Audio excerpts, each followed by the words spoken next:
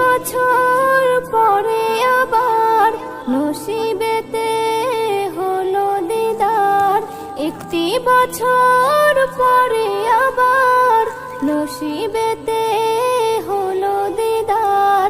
সবার নসিব চমকে দিতে এলো হয়ে উপহার।